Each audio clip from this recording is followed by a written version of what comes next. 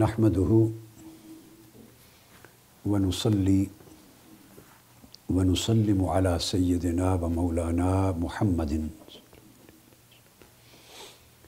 رسوله النبي الأمين المكين الحنين الكريم الرؤوف الرحيم ونصلي ونسلم على آله الطيبين الطاهرين المطهرين وصحبه الكرام المتقين المخلصين المكرمين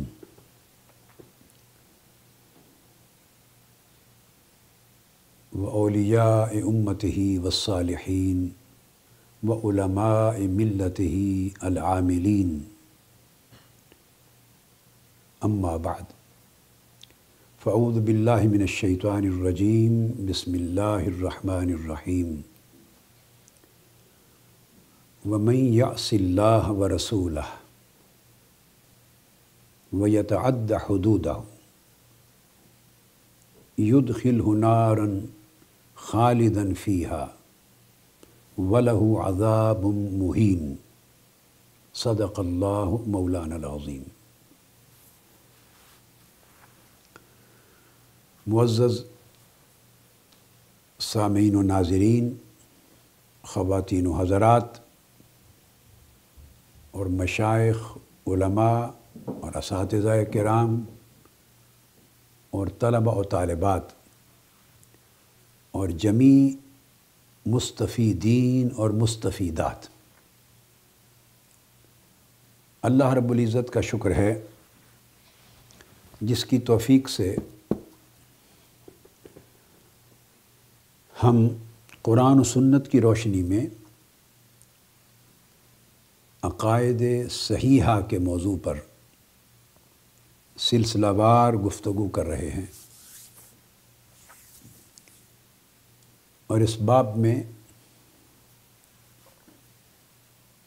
پہلا بنیادی مسئلہ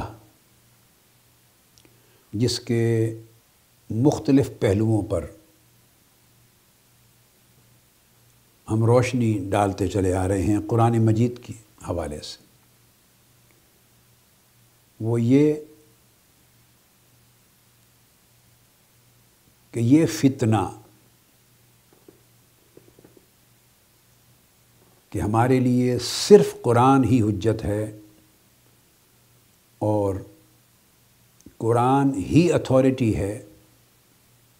اور صرف قرآن ہی کی پوزیشن اور حیثیت ایبسلیوٹ بائنڈنگ کی ہے، اور رہ گئی سنت نبوی اور احادیث مبارکہ، ان کی حیثیت حجت کی نہیں ہے، معاذ اللہ استغفر اللہ۔ اور حجیت میں، اتھارٹی ہونے میں انہیں قرآن سے الگ کر دینا، اور دین کے باب میں عقائد، احکام اور مسائل کی تشریح و تعبیر صرف قرآن سے کرنا، حدیث و سنت کو حجت سمجھے بغیر اور قرآن کی تعبیر، تعویل، تشریح اور تفسیر میں حدیث اور سنت نبوی کی مدد لیے بغیر، یہ جو فتنہ ہے اور گمراہی ہے اور کفر و الحاد ہے جو دین کے نام پر، قرآن کے نام پر معاذ اللہ استغفر اللہ امت میں پھیلایا گیا اور اس پر زور دیا جا رہا ہے، تو ہم سب سے پہلے اس فتنہ کا قلع کما کر رہے ہیں اور اس سوال کا جواب قرآن ہی مجید کے سینکڑوں آیات اور سینکڑوں مقامات سے مہیا کر رہے ہیں۔ اس کے بہت سے پہلوؤں پر گفتگو ہو چکی ہے، یہ قرآنی دلائل بے شمار بیان ہو چکے ہیں۔ آج ہم قرآنی دلائل کا ایک نیا چیپٹر شروع کر رہے ہیں، اور وہ یہ کہ قرآن مجید نے خود، جو کہ بلا شک و شبہ حجت ہے، اس نے خود قرآن کو اور سنت کو، فرمان الہی اور فرمان رسول کو صلی اللہ علیہ وسلم کو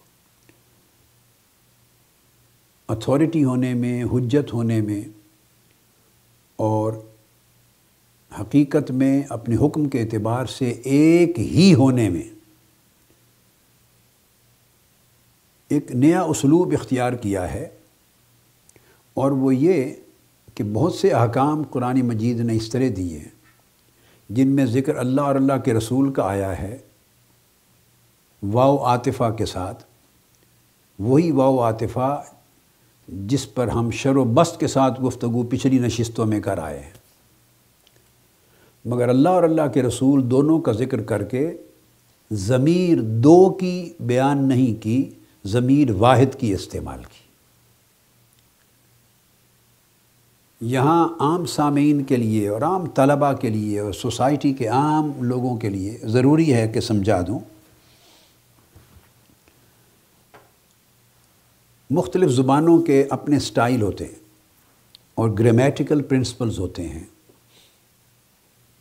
مثلا اردو زبان میں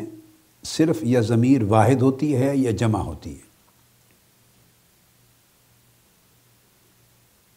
یعنی اگر ایک شخص کی بات ہے، ایک فرد کی بات ہے، تو اس کے لیے ہم کہیں گے کہ اس شخص نے یہ کہا، وہ کھا رہا ہے، وہ آ رہا ہے، وہ بیٹھا ہے، وہ چل رہا ہے، تو ہم وہ یوز کریں گے، اس کا لفظ یوز کریں گے، اس کو ہے کہیں گے، اس سے پتہ چل جائے گا کہ ایک شخص کی بات ہو رہی ہے۔ تو اردو میں یہ ضمیر واحد ہے، اور اگر ایک سے زائد ہیں، خواہ 2 آدمی ہیں، خواہ 3 ہیں، خواہ 100 ہیں، خواہ 10,000 ہیں، خواہ لاکھوں میں ہیں، تو اس کے لیے جمع کا صیغہ استعمال ہوگا۔ وہ آ رہے ہیں، وہ بیٹھے ہیں، ان سب نے ہاتھ اٹھائے، انہوں نے نعرہ لگایا، تو ہم یوں نہیں کہیں گے اس نے نعرہ لگایا، انہوں نے۔ اب انہوں نے کہہ دیا، یا وہ آ رہے ہیں، یا وہ بیٹھے ہیں، یا 20 40 50 آدمی ہیں تو وہ کھانا کھا رہے ہیں۔ یہ اس طرح کا صیغہ استعمال ہوگا جمع کا۔ اس جمع میں 2 افراد بھی ہو سکتے ہیں، اور 2 کی بجائے 20 بھی، اور 20,000 بھی، اور 20 لاکھ۔ بس یہ 2 ضمیریں، 2 صیغے یوز ہوتے ہیں۔ یہی انگلش میں ہم اگر ایک شخص کی بات کریں گے تو کہیں گے he is doing this, he is eating, he is sitting, he has said this and that, he کے لیے کہیں گے۔ اگر متکلم کا صیغہ ہوگا تو آئی بولیں گے، I want this, I am going here and there, I am performing my duty, I بولیں گے۔ تو اس سے مراد ہوگا کہ ایک شخص ہے۔ اور اگر ایک سے زائد ہیں، 2 ہوں، 3 ہوں، 10 ہوں، 1000 ہوں، اردو کی طرح ہی انگلش کا طریقہ ہے، پھر لفظ بول دیں گے we live here, we are doing this, we study in this school, we are traveling on this and that date۔ یا ان کے لیے کہیں گے تو they are playing cricket, they are playing football, they have lost their game۔ پوری team کے لیے کہیں گے they have lost their game and come back، they are studying, they are listening to my lecture۔ تو دے بولیں گے، اس میں 10 بھی ہو سکتے ہیں، 2 بھی ہو سکتے ہیں، 1000 بھی ہو سکتے ہیں۔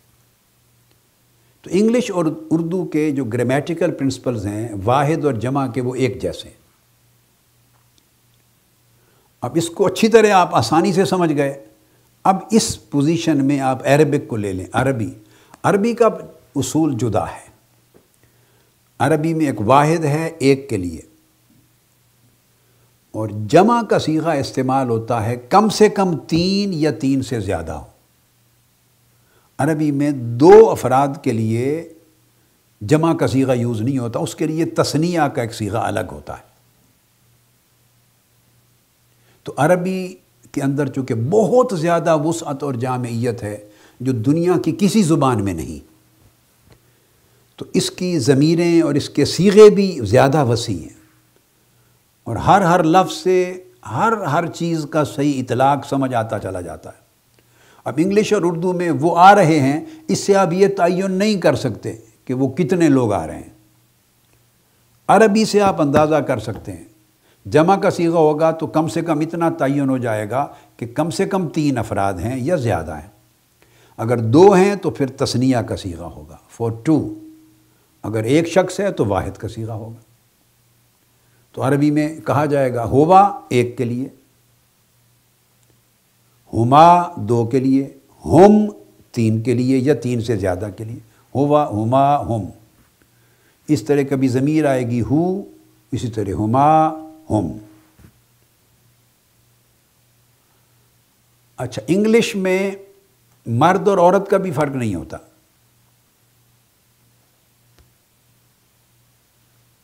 کئی جگہوں پر مثلا جمع میں فرق نہیں ہوتا، واحد کا ہو تو ہی اور شی میں فرق ہوگا، جب وہی پلورل ہو جائے گا تو مرد ہوں یا عورت تو سب کے لیے دے ہوگا یا وی ہوگا۔ عربی میں ہر جگہ سچویشن بدل جاتی۔ عربی میں ہوگا ہیا، ہما جمع کے لیے ہننا، صرف انگلش میں صرف دے تھا، اب یہاں ہننا ہو جائے گا۔ تو خیر یہ تو ڈیٹیل کی چیزیں ہیں، نقطہ سمجھانا یہ تھا کہ اگر 2 کی بات ہو تو عربی میں تثنیہ کی ضمیر استعمال ہوگی، 1 کی ضمیر تب استعمال ہوگی اگر فقط 1 کی بات ہے۔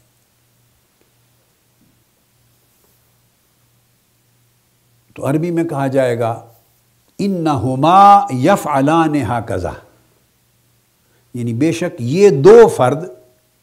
یہ کام کر رہے ہیں۔ انہما یاکلان، یہ جب یہ بولا جائے گا تو یہ 2 آدمی کھا رہے ہیں۔ انہما یشربان، یہ 2 آدمی پی رہے ہیں۔ قالا قالا قالو، اس ایک شخص نے کہا، 2 افراد نے کہا، 3 افراد نے کہا۔ تو یہ تثنیہ کا صیغہ عربی میں واحد اور جمع کے درمیان ایڈ ہوتا ہے۔ کبھی بھی عربی اس کے بغیر آپ کو زبان اور عربی ادب کا جملہ نہیں ملے گا۔ اس کے پھر کچھ آگے تفصیلی قواعد اور ہیں، وہ میں درمیان میں چل کے اس استثناء کو بیان کروں گا۔ جب یہ بات آپ سمجھ گئے تو عربی میں لازمی ہے اگر 2 کی بات ہو، 2 کی، تو ضمیر بھی تثنیہ کی استعمال ہوگی۔ اب ہم قرآن مجید کی ان آیات کریمہ کی طرف آتے ہیں کہ قرآن مجید میں کئی مقامات ایسے ہیں جہاں اللہ اور اللہ کے رسول کی بات ہوئی 2 کی، اور وہ حکم بیان کیا 2 کے لیے مگر ضمیر واحد کی استعمال کی، تاکہ حکم کے اندر جو دوئی کا تصور ہے، ڈویلٹی کا تصور ہے، ڈیفرینشیٹ کرنے کا، جدا کرنے کا تصور ہے، اس کو بھی ختم کر دیا جائے، اور یہ سمجھ لیا جائے کہ بے شک ذاتیں تو 2 ہیں، اللہ کی اور اللہ کے رسول کی، مگر ان کا حکم ایک ہے، ان کے فرمان کا معنی ایک ہے، ان کے حکم کی حجیت ایک ہے، ان کے حکم کی جو اتھارٹی ہے وہ ایک ہے، one and the same. You can't say these are 2 different authorities. اپنی اصل حجیت کے اعتبار سے وہ ایک ہی مصدر، ایک ہی منبع، ایک ہی اتھارٹی تصور کی جائے گی اور اسے ایک ہی حکم کے طور پہ لیا جائے گا۔ اب یہ آیہ کریمہ جو میں نے تلاوت کی شروع میں، یہ سورہ نساء کی آیت نمبر 14 ہے۔ اس میں ارشاد فرمایا اللہ رب العزت نے، اب یہ پہلی آیت کوٹ کر رہا ہوں اس کانسیپٹ کو ایلیبوریٹ کرتے ہوئے، فرمایا وَمَن يَعْصِ اللَّهَ وَرَسُولَهُ، اور جو کوئی شخص اللہ اور اس کے رسول کی نافرمانی کرے، 2 کا ذکر آ گیا نا، اللہ کی نافرمانی اور اللہ کے رسول کی، وَيَتَعَدَّ حُدُودَهُ، اور اس کی حدوں کو توڑ دے، تو وہ اسے، یعنی اللہ اسے جہنم میں داخل کر دے گا جہاں وہ ہمیشہ رہے گا اور ذلت ناک عذاب ہوگا۔ اہانت انگیز عذاب ہوگا۔ اب یہاں دیکھیے، عام قاعدے کے اعتبار سے ہونا یہ چاہیے تھا وَمَن يَعْصِ اللَّهَ وَرَسُولَهُ وَيَتَعَدَّ حُدُودَهُمَا، عربی قاعدے کے اعتبار سے یوں ہونا چاہیے تھا کہ جو کوئی اللہ کی اور اس کے رسول کی نافرمانی کرے، وَيَتَعَدَّ حُدُودَهُمَا، اور ان دونوں کی، چونکہ دو کی نافرمانی آ رہی ہے نا، تو دونوں کی نافرمانی کا مطلب ہے دونوں کی مقرر کی ہوئی حدوں کو توڑے، کراس کرے، دونوں کے احکام کو توڑے، دونوں کی حجت کی نفی کرے، تو ان کی حدود کراس کرے، توڑے، حدودہما ہونا چاہیے تھا، تو پھر اللہ انہیں جہنم میں ڈال دے گا، لیکن ایسا نہیں۔ قرآن مجید نے یہ جو عربی کا ایک مسلمہ اصول ہے اس کو نہیں اپنایا۔ اب ہم اس کو غلط نہیں کہہ سکتے کہ معاذ اللہ یہ آیت کریمہ عربی قاعدے کے خلاف ہے، نہیں، ہمارا عقیدہ یہ ہے کہ عربی کے تمام قواعد قرآن کے تابع ہیں۔ اگر کوئی چیز ظاہراً عبارت، کوئی جملہ عربی کے معروف اور مسلم قاعدے کے خلاف آ جائے گا تو ہم یوں نہیں کہیں گے کہ یہ عبارت معاذ اللہ عربی کے قواعد کے اعتبار سے غلط ہے، نہیں، استغفر اللہ العظیم، ہم اس کو بھی عربی کا ایک قاعدہ تصور کر لیں گے، یہ عقیدہ ہے مسلمان، وہ بھی ایک نیا قاعدہ بن جائے گا۔ یعنی قرآن کا اپنایا ہوا ہر اصول اور ہر اسلوب، ہر سٹائل، قرآن کا بیان کیا ہوا ہر اس کا جو لٹریری پیٹرن ہے قرآن مجید کا، وہ خود ایک نیا پرنسپل، گرامیٹیکل پرنسپل قائم کر دے گا، ایک نیا اصول بنا دے گا۔ تو یہاں بجائے یہ کہنے کے کہ جو ان دونوں کی حدوں کو توڑے، فرما دیا جو اللہ اور اس کے رسول کی نافرمانی کرے اور اس کی حدوں کو توڑے۔ اب اردو ترجمے میں آپ بات کو سمجھ جائیں گے، تو یہ یوں نہیں قرآن نے کہا کہ ان دونوں کی حدوں کو توڑے یا ان کی حدوں کو توڑے، اس کو نہ جمع بنایا نہ تثنیہ، دو کے لیے بنایا، دو کا ذکر کیا، مگر دونوں کے حکم کی نافرمانی کو اس کی حدوں کو توڑنا قرار دے دیا۔ یعنی یہاں آ کر وہ ضم ہو جاتی ہیں دونوں حجتیں اور دونوں حجیتیں اور دونوں اطاعتیں اور دونوں احکام جو ہیں ان کا وجوب اور ان کا لزوم، ان کی آتھینٹسٹی، ان کی بائنڈنگ کیپیسٹی، ان کی اتھارٹیٹیونیس، ان کی مینڈیٹوری پروویژن، ان کی کمپلسری پروویژن، ان کی امپیریٹو پروویژن، ان کی اوبلیگیٹری پروویژن، یہ دو نہیں رہتی۔ جب اللہ اور اس کے رسول کے ذکر آتا ہے تو ان دا اینڈ جب حکم متعین کرتے ہیں تو وہ دونوں مل کر ایک ہو جاتی ہیں۔ یہ قاعدہ نیا بنا، تو عربی کے قاعدے کی خلاف ورزی نہ ہوئی، بلکہ قرآن کی اس آیت کے سٹائل نے ایک نیا قاعدہ اور نیا حکم وضع کر دیا، اور یہ ثابت کر دیا کہ اللہ اور اللہ کے رسول کا جب معاملہ آئے تو یہ ایکسیپشنل ہے، یہ اس میں استثناء ہے، یہ عام لوگوں کی بات نہیں ہے۔ یہ وجہ ہے کہ آپ الحمد سے والناس تک پورے قرآن مجید کا مطالعہ کر لیں، کسی جگہ قرآن مجید میں جہاں اللہ کے رسول کو چھوڑ کر